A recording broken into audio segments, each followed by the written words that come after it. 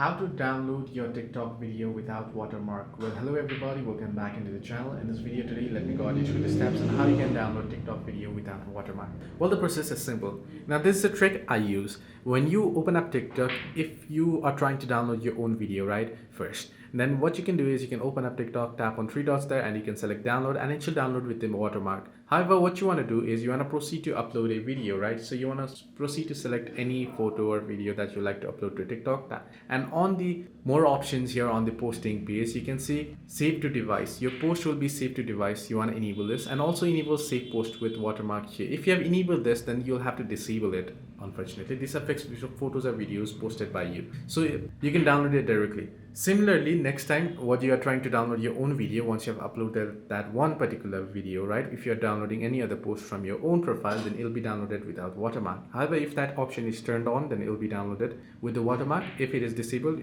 without watermark. If you're downloading someone else's videos, now if they have disabled that feature as well, then you'll be able to download with the watermark. If not, you'll get the watermark. Hope this video was helpful. To like and subscribe.